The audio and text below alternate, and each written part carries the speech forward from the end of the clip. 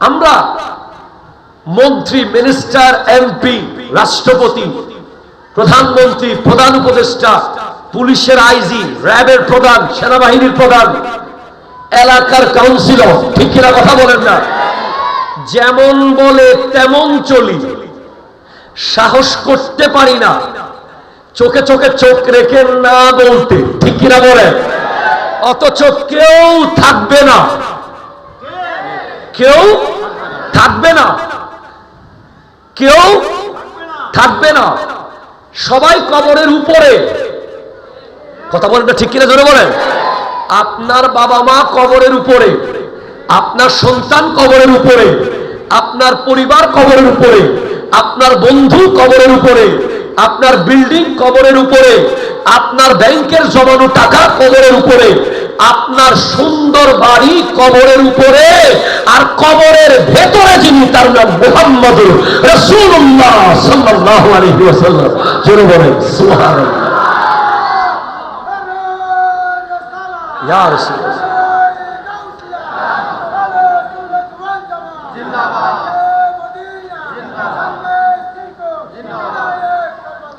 সুবহানাল্লাহ, জোরে বলেন।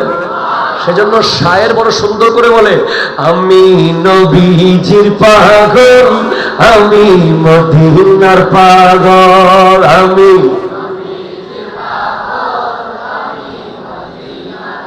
মদিনারি দুলবালি মোর, মদিনারি দুলবালি মোর, নয়নের কাজল, আমি নবী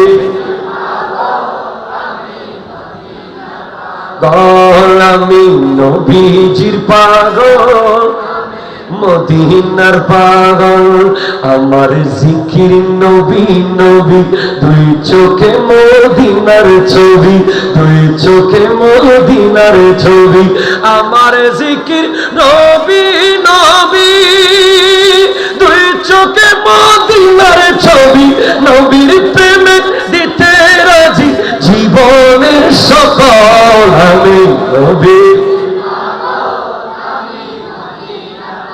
গল, আমি নবীজির পাগল, মদিনার দুলবালি মোর, নয়নের কাজল, আমি চিৎকার দিয়ে বলেন সুবহানাল্লাহ।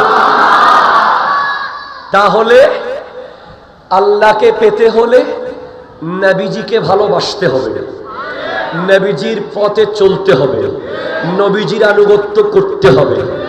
নবীজির আনুগত্য করতে পারলে আমাদেরকে একটা ডাকে কোরআন ডাকবে, যেটার নাম হলো ইয়া আইয়ুহাল্লাযীনা আমানু।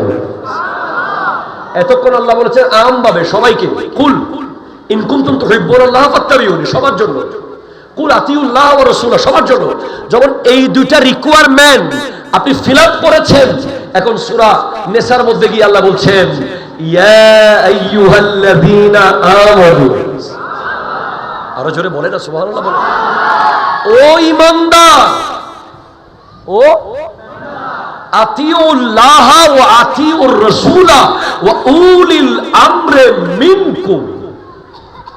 যুব সমাজ আল্লাহর আনুগত্য করেছে, রাসূলের আনুগত্য করেছে, বিদেশ গিয়ে আবার শাইখের আনুগত্য শুরু করেছে। কথা বলেন না, ঠিক কিনা বলেন? আল্লাহ আনুগত্য করেছে ঠিক মতো, বাপ দাদার থেকে শিখেছে, রাসূলের আনুগত্য শিখেছে।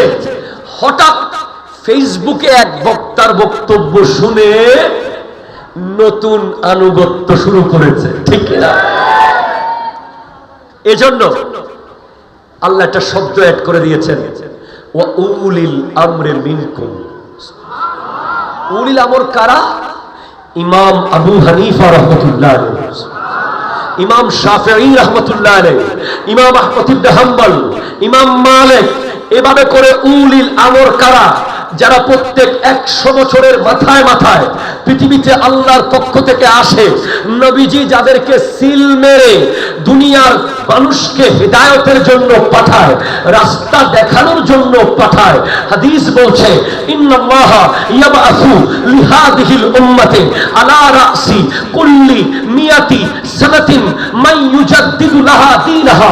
আল্লাহ 100 বছরের মাথায় মাথায় একজনকে পাঠাবেন, যারা গোটা পৃথিবীর 100 বছরের যত ফিতনা আছে, যত ফাসাদ আছে, যত বাতুলতা আছে, যত গুমরাহি আছে, সেগুলোকে বিলীন করে হকের রোডকে প্রশস্ত করবে।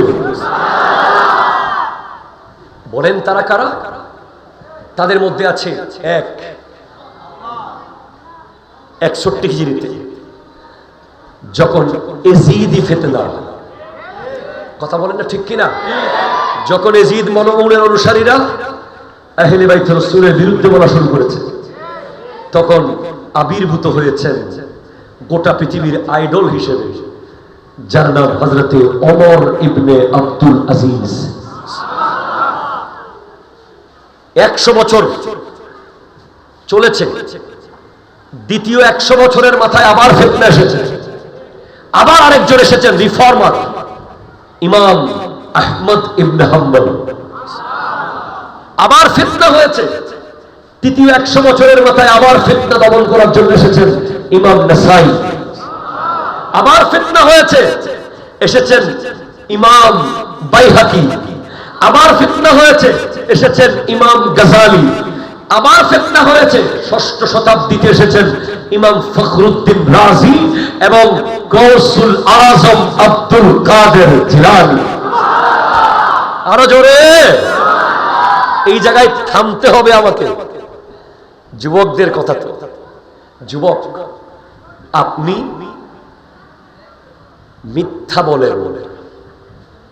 হাদিস বলছে মান তাকাজ্জাবা তাবাআদাল মালাকু বিমাইলিন লিনুতনি মা জাআ বিহি।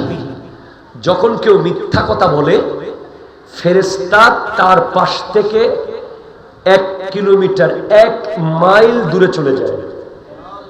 নাউজুবিল্লাহ বলেন, নাউজুবিল্লাহ। কয় মাইল দূরে? 1 মাইল বরাবর। কেন চলে যায়? তার মুখের ভিতর থেকে মিথ্যার গন্ধ বের হয়, দুর্গন্ধ, যেটা ফেরেশতারা সহ্য করতে পারে না। ওনারা খুশবু পছন্দ করে। আপনার আতর লাগানো শুধু খুশবু না, কথার ভিতরেও খুশবু আছে। সুবহানাল্লাহ, জোরে বলেন। ওয়ান ম্যান শো মারা শুধু খুশবু না, সালামের মধ্যেও খুশবু আছে, আদবের মধ্যেও খুশবু আছে, সত্য কথার ভিতরেও খুশবু আছে। যখন কেউ সত্য কথা বলে, তখন ওই কথা থেকে খুশবু বের হয়, ফেরেশতা তার কাছে থাকে। যখন কেউ মিথ্যা বলে, ওই মুখ থেকে দুর্গন্ধ বের হয়, ফেরেশতা 1 মাইল দূরে চলে যায়। ওই ব্যক্তি মিথ্যা বলতে বলতে যদি মারা যায়, সে বেঈমান হয়ে মরার সম্ভাবনা আছে। কারণ যেই ফেরেশতা তাকে কালিমা পড়িয়ে দেবে, কালিমা স্মরণ করিয়ে দেবে, ঈমানের কথা জানিয়ে দেবে, সেই ফেরেশতা তার পাশে থাকার সুযোগ নাই মিথ্যার কারণে। সেম গীবত, আমাদের সমাজে গীবত আছে না নাই? আরো জোরে আছে না নাই? এই ফিতনা এত কঠিন, এত কঠিন, এত মারাত্মক। এই ফিতনা একেবারে রগে রগে, ঘরে ঘরে, টেবিলে টেবিলে, দোকানে দোকানে, বেডরুমে বেডরুমে, মোবাইলে মোবাইলে, মেসেঞ্জারে মেসেঞ্জারে। কথা বলেন ঠিক কিনা? কথা বলেন। আর একটু বাড়িয়ে যদি বলি, মসজিদে মসজিদেও সালাম ফিরাইয়া গীবত শুরু। বড় ফিতনা, ঠিক কিনা বলেন? আমাদের সমাজে আরেকটা ফিতনা এই জায়গা থেকে, অহংকার। আরেকটা আরো বড় ফিতনা, যেটার নাম আমরা দিয়েছি ক্যান্সার, হিংসা। ঠিক কিনা জোরে বলে? অমুকের ছেলে কেন ডাক্তার হলো, আপনার ঘুম নাই। অমুকের মেয়ে কেন এত ভালো পরিবারে বিয়ে দিল, আপনার পেটে ভাত ঢুকতেছে না। অমুকের ছেলে কেন বড় হুজুর হলো, আপনার 1 সপ্তাহ ঘুম নাই। ঠিক কিনা কথা বলেন? এই হিংসা হলো ক্যান্সার। ক্যান্সার ক্যান্সার যখন গায়ে আসে অনেকগুলো রোগ ডেকে নিয়ে আসে। হিংসা যখন কারো অন্তরে আসে তার মধ্যে অহংকার আসে, তার মধ্যে গীবত আসে, তার মধ্যে লোভ আসে। হিংসা হলো এই যুগের বড় ফিতনা। ঠিক কিনা কথা বলে? আপনি গাউসে পাক আব্দুল কাদের জিলানী রহমতুল্লাহ আলাইহি ওনার জিন্দগিতে একটু যান না।